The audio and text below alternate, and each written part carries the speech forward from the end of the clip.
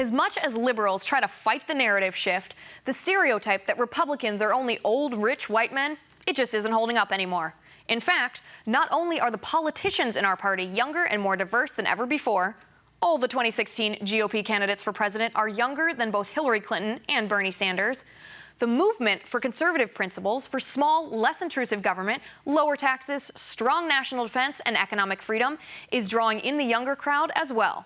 This is in part thanks to the technology which allows millennials to see firsthand how their day-to-day activities would be affected by overreaching, overregulating, and overtaxing federal government.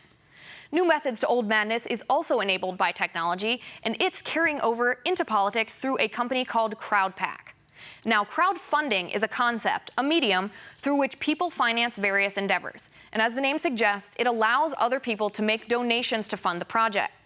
This company, Crowdfunding, brings the concept of crowdfunding to politics to help people promote political candidates. Back with me today is contributing writer for RedAlertPolitics.com, Ryan Girdusky. Ryan, welcome back. Thanks for having me on again. It's great to have you here. Now, you recently wrote an article about how you think crowdfunding could change elections as we know them. Can you explain to us your concept about that? Right. So CrowdPack, which you just said, launched on November 18th, and it's politics.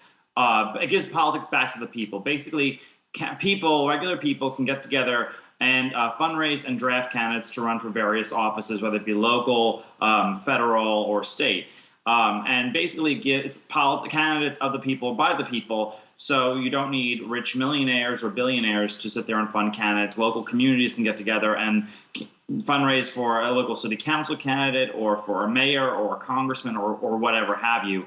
But it's like Indiegogo, it's like GoFundMe, it's like all these organizations, websites that have raised billions of dollars together for different projects. It may actually change how we run candidates and maybe even a president one day. Now, how is this different from donating directly to a candidate, though? Because anyone theoretically can sign up, can register to be on the ballot for an election. How is this different than that? Right. So you don't even have to have, this could be an organization of the people. Back in the 70s, when it was a big thing to be a millionaire, a bunch of millionaires got together and were looking for a candidate to run for governor of California, and they knew a man named Ronald Reagan to run. And it was just a handful of millionaires who got him to run and organized for him. And then he proceeded with running for governor and won and became a two-term governor of California.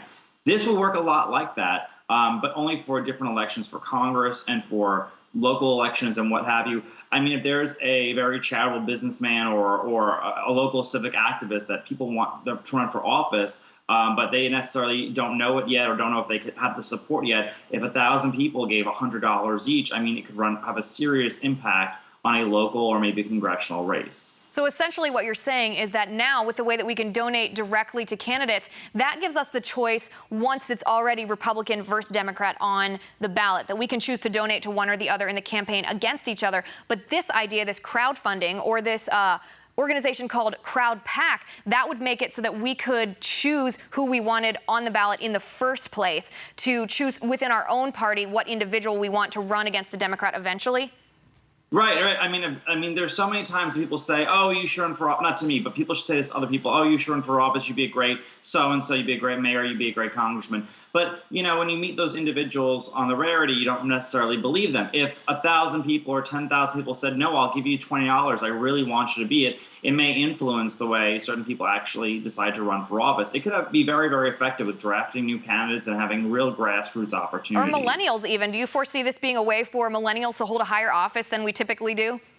Yeah, I mean, already millennials are actually running for office using this platform. And I mean, if a college candidate wants to run for like the state house and they're 20 years old or whatever have you, and they have a bunch of college friends who are going to not drink for a weekend and just get $10 to his candidacy, it could really mean something as far as getting young people out and involved in the process.